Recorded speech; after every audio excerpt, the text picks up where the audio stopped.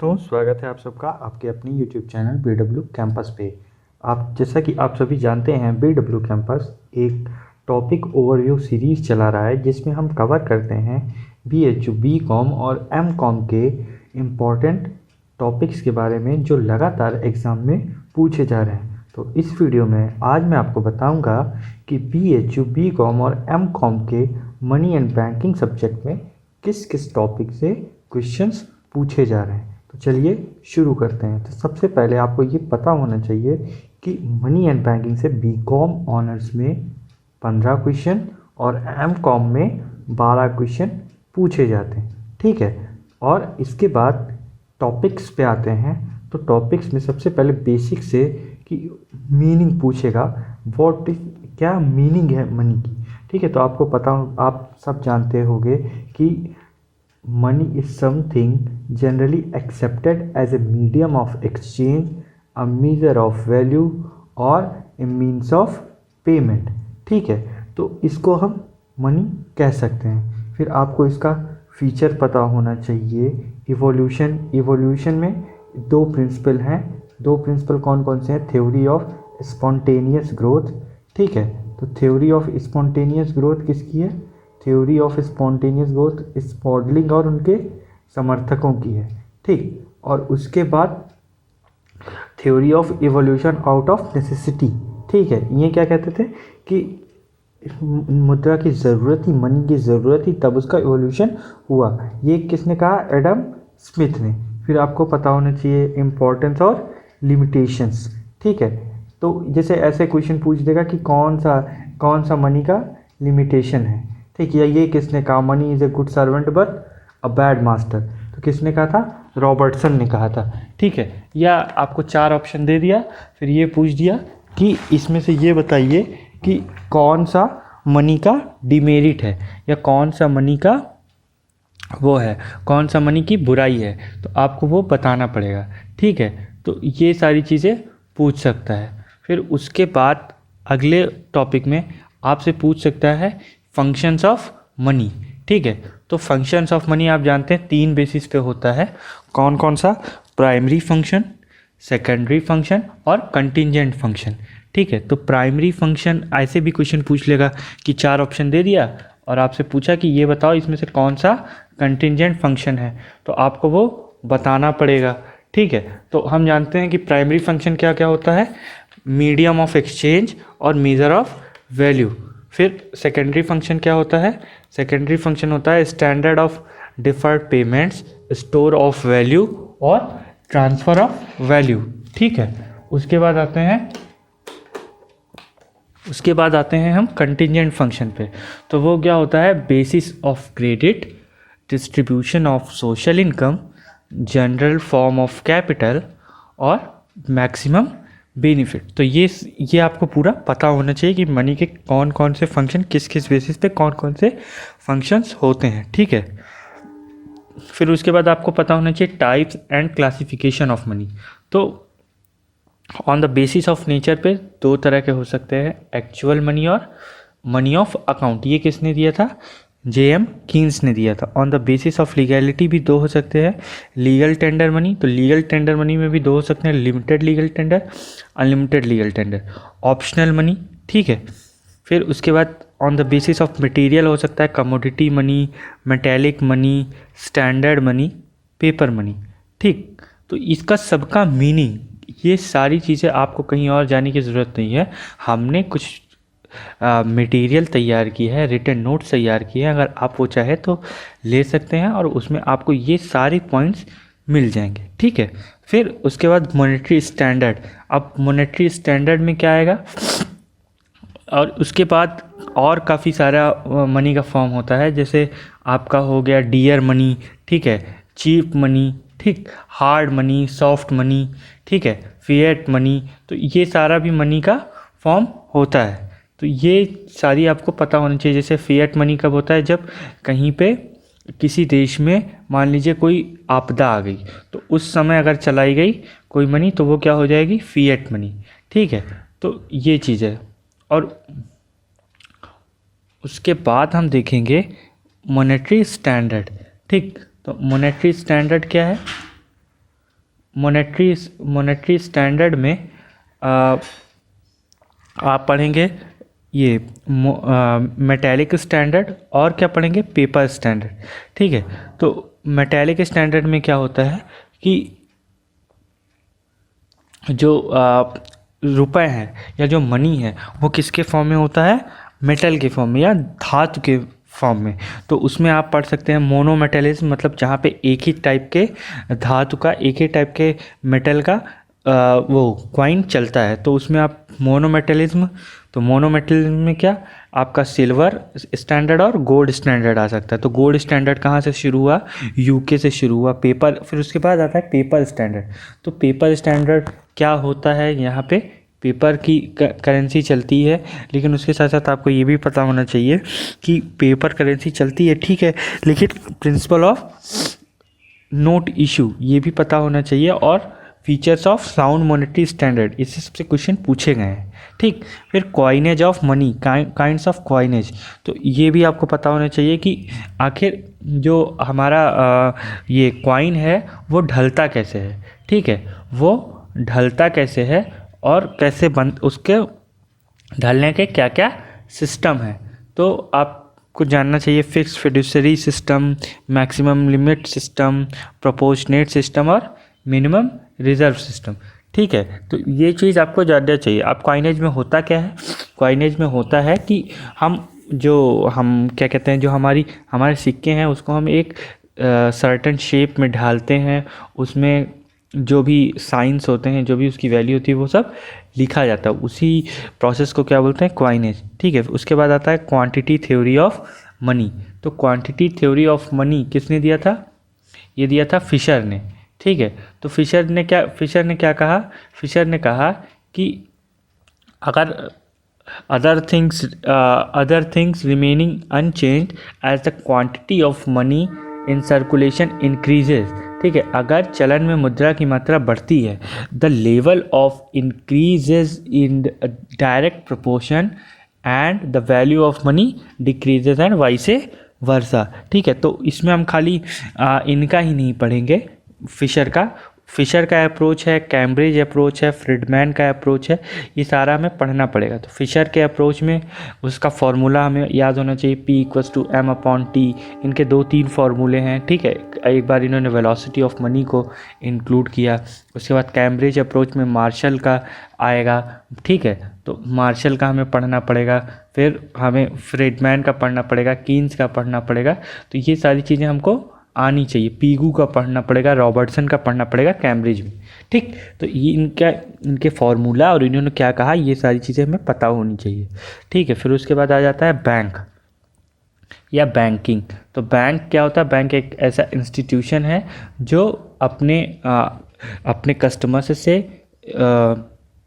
Deposit को accept करता है, उस पर इंटरेस्ट प्रोवाइड करता है, उनको लोन भी देता है, या कभी कभी उनके लिए क्या करता है, उनके लिए एज ए एजेंट भी काम करता है। और उसके बाद ये जो आपने मनी डिपॉजिट किया है वो आप जब चाहें तब निकाल सकते हैं। तो ये होता है। फिर उसके बाद इसके फंक्शंस क्या क्या हैं, इसके फंक्शंस आपको देखना पड़ेगा कि फंक्शन क्या है, कि टू एक्सेप्ट डिपॉजिट, ठीक है, टू प्रोवाइड लोन, ठीक, वर्क एज एजेंट, मतलब काफ़ी सारे बेसिस पे हम लोग इसको डिफाइन कर सकते हैं। फिर टाइप्स ऑफ बैंक, तो इंडिया में अगर देखें तो शेड्यूल्ड बैंक और अनशेड्यूल्ड बैंक। तो शेड्यूल्ड बैंक में क्या होता है, कॉमर्शियल और कोऑपरेटिव बैंक। तो कॉमर्शियल बैंक में पब्लिक सेक्टर बैंक्स आ जाते हैं। पब्लिक सेक्टर बैंक्स में एसबीआई है, पीएनबी है, आपका ये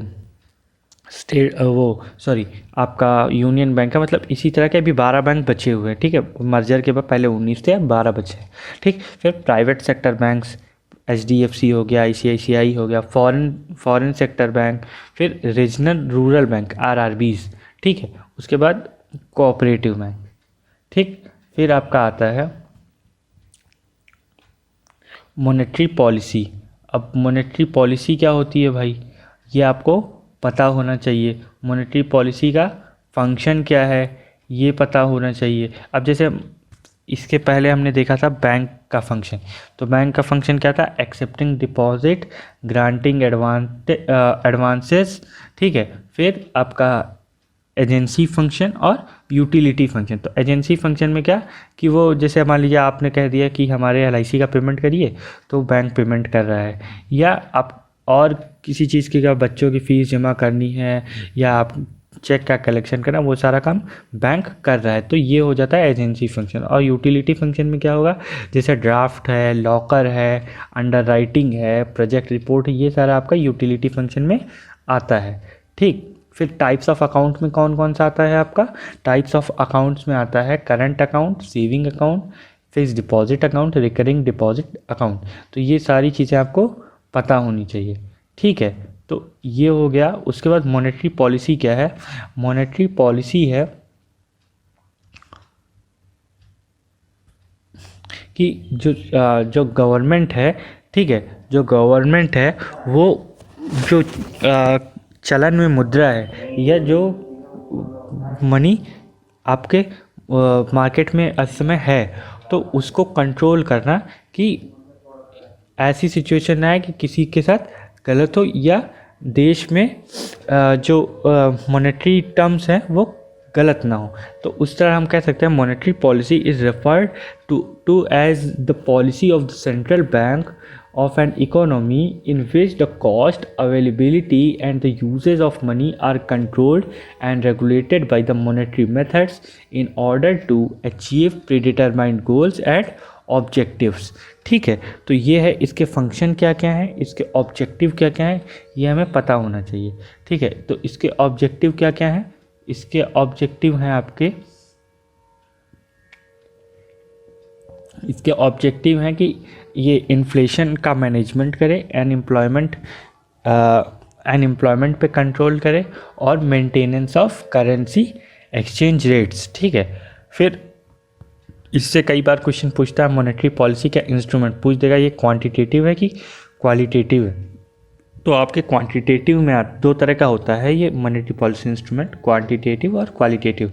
तो क्वांटिटेटिव में कौन कौन सा आता है, bank rate, open market operations, cash reserve ratio, statutory liquidity ratio, liquidity adjustment facility और मार्जिनल स्टैंडिंग फैसिलिटी। तो ये होता है आपका क्वांटिटेटिव। फिर आपका क्वालिटेटिव में क्या, fixed margin requirements, consumer credit regulation, credit rationing, moral succession और आपका डायरेक्ट एक्शन, ये सारा आपका आ जाता है क्वालिटेटिव में। ठीक है, तो आपको ये CRR SLR का मीनिंग पता होना चाहिए। मैक्सिमम SLR कितना हो सकता है, 40% हो सकता है, और CRR मैक्सिमम कितना हो सकता है, 15% हो सकता है। तो ये सारी चीज़ें पता होनी चाहिए। फिर आपका आता है इन्फ्लेशन। ठीक है, तो इन्फ्लेशन क्या है, इन्फ्लेशन है कि it is the state in which the value of money falling and the prices are rising. ठीक है, तो ये है। उसके बाद क्लासिफिकेशन पता होना चाहिए, करेंसी इन्फ्लेशन होता है, डेफिसिट इंड्यूस्ड इन्फ्लेशन होता है, प्रोडक्शन इन्फ्लेशन होता है, डिमांड पुल, कॉस्ट पुश, मतलब देयर आर नंबर ऑफ, या कह सकते हैं 11-12 तरह के टाइप के इन्फ्लेशन होते हैं, और उसका इम्पैक्ट क्या पड़ता है on different class of society. ठीक है, तो ये जैसे मैन्युफैक्चरर पे क्या पड़ा, किसानों पे क्या पड़ा, ये सारा आपको पता होना चाहिए। ये पूछ सकता है कि ये बताओ इन्फ्लेशन का किस पे पॉजिटिव इम्पैक्ट पड़ता है, किस पे निगेटिव पड़ता है। ठीक है, तो ये सारी चीज़ें पता, उसी तरह डिफ्लेशन का भी आपको पता होना चाहिए। फिर उसके बाद आता है डेवलपमेंट बैंक्स। तो डेवलपमेंट बैंक्स में इसमें जैसे इंडिया का फर्स्ट डेवलपमेंट बैंक कौन सा था, IFC, इंडियन फाइनेंस कॉरपोरेशन, 1948। ठीक है, उसके बाद आपको ये सारी चीज़ें पता होनी चाहिए कि नाबार्ड कहाँ है, सिडबी कहाँ है, IDBI कहाँ है, ICICI कहाँ है, मतलब इसका हेड ऑफिस कहाँ है। ठीक है, ये कब इस्टेब्लिश हुआ, ठीक, किसकी रिकमेंडेशन पे इस्टेब्लिश हुआ, कैपिटल कितनी थी, ये सारी चीज़ें आपको पता होनी चाहिए। इसे पूछ लेता है कि ये बताओ कि इसका फॉर्मेशन का इसका प्रमोटर कौन था, ठीक है, किसी बैंक का, या इसका हेड ऑफिस कहाँ है। तो ये सारी चीज़ें आपको पता होनी चाहिए। उसके बाद मनी एग्रीगेट की M1 में क्या क्या इंक्लूड होता है, M0 में क्या होता है, M2 में क्या होता है, M3, M4, ऐसे इसमें क्या क्या इंक्लूड होता है ये भी आपको पता होना चाहिए। इससे भी क्वेश्चन पूछा गया था। फिर इंटरनेशनल ऑर्गेनाइजेशंस में IMF, international monetary fund, IBRD, ADB, Asian development bank, ये सारी चीज़ें आपको पता होनी चाहिए कि इनका हेड ऑफिस कहाँ है। ये किसकी रिकमेंडेशन पे बने, इन्होंने कब से अपना वो बिजनेस फंक्शनिंग स्टार्ट की, इनका हेड ऑफिस कहाँ है, ये कैसे काम करते, ये सारी चीज़ें पता होनी चाहिए। उसके बाद मिसलेनियस में आपको मनी लॉन्ड्रिंग का मीनिंग, फिशिंग का मीनिंग, आइडेंटिटी थेफ्ट का meaning, smart money, RuPay card, recent merger कौन कौन से हुए हैं, अब 12 बैंक्स बचे हैं, वो सारी चीज़ पता होनी चाहिए। नेशनलाइजेशन कब का हुआ, 1969 में हुआ और 1980 में हुआ, तो ये सारी चीज़ें। फिर NEFT, स्विफ्ट, RTGS का मीनिंग, ये सब पता होना चाहिए, ठीक है। उसके बाद आपका लास्ट टॉपिक आता है इंश्योरेंस। इंश्योरेंस में आपको पता होना चाहिए meaning of insurance, types of insurance. तो इंश्योरेंस क्या होता है, insurance is a contract between two parties, ठीक है। उसमें क्या होगा कि एक पार्टी कुछ प्रीमियम देगी टाइम टू टाइम, जैसे या पेरियोडिक दे सकती है या क्वार्टरली, हाफ ईयरली, जो भी है वो देगी, और उसके बदले में जो दूसरी पार्टी है या इंश्योरेंस कंपनी है वो उसको सभी लॉसेस, जो उसको लॉसेस होंगे जो इंक्लूड हैं पॉलिसी में, उससे बचाने का वो बचाने के लिए वादा करती है, ठीक है। तो टाइप्स इसका पढ़ेंगे, टाइप्स क्या, life insurance policy, fire insurance, ठीक है, मरीन इंश्योरेंस, ठीक, there are number of insurance policies, ठीक, सॉरी। फिर फीचर क्या है, फिर principle of insurance. Principle of insurance में क्या, प्रिंसिपल ऑफ इंश्योरेंस में है कि law of cause of proxima, फिर उसके बाद है लॉ ऑफ ये क्या कहते हैं, ये परम सद्विश्वास का सिद्धांत, सॉरी, इसका ये principle of insurable interest, principle of indemnity, ठीक है।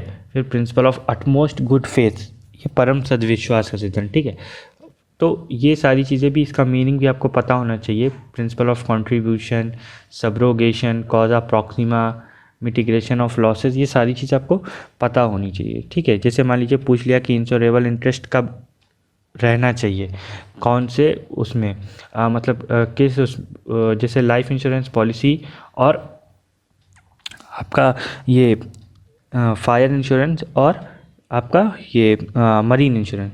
तो लाइफ इंश्योरेंस में कब रहना चाहिए insurable interest, at the time of making of the contract, मतलब जब आप बीमा करा रहे हो तभी रहना चाहिए। फायर इंश्योरेंस में क्या होता है कि दोनों टाइम पे रहना चाहिए, मतलब फायर लगते समय भी और इंश्योरेंस करवाते समय भी। और मरीन इंश्योरेंस में जब लॉस हो रहा है तब आपके पास ये आपका इंश्योरेबल इंटरेस्ट होना चाहिए। और इंश्योरेबल इंटरेस्ट मतलब होता क्या है कि अगर उस चीज़ को लॉस हो रहा है तो आपका उसमें इकोनॉमिक लॉस हो रहा है, अगर उससे फ़ायदा होगा तो आपको भी फ़ायदा होगा। तो यही चीज़ होती है इंश्योरेबल इंटरेस्ट, जिस चीज़ का आप इंश्योरेंस करवा रहे हैं, ठीक है। तो इस तरह अगर इतने टॉपिक आप पढ़ेंगे तो आपका मैक्सिमम क्वेश्चन होने चाहिए। ये 5 साल के जितने भी क्वेश्चन पूछे गए हैं उसका पूरा निचोड़ था इस वीडियो में, ठीक है। उम्मीद करता हूँ आप सब बढ़िया होंगे। BW कैंपस ने अपना कोर्स लॉन्च कर दिया है सेशन 2021 के लिए। आप अभी जा सकते हैं हमारी वेबसाइट www.bwcampus.com और इनरोल कर सकते हैं हमारे कोर्स में। और अभी आप अगर BW 2021 कूपन का यूज़ करते हैं तो आपको 10% का इंस्टेंट डिस्काउंट भी मिलेगा। और हम क्या प्रोवाइड करते हैं, वीडियो लेक्चर्स, रिटन नोट्स और MCQ बंडल्स। और उसके साथ साथ आपको मिलता है, अगर आप हमारा कोर्स परचेज़ करेंगे तो आपको फ्री ऑफ कॉस्ट मिलेगा टेस्ट सीरीज का सेक्शन, ठीक है। तो उम्मीद करता हूँ आप सब बढ़िया होंगे, तैयारी अच्छी चल रही होगी, वीडियो पसंद आया होगा। तो अभी से जुट जाइए, आराम से पढ़िए। मिलते हैं अगले वीडियो में, तब तक के लिए धन्यवाद।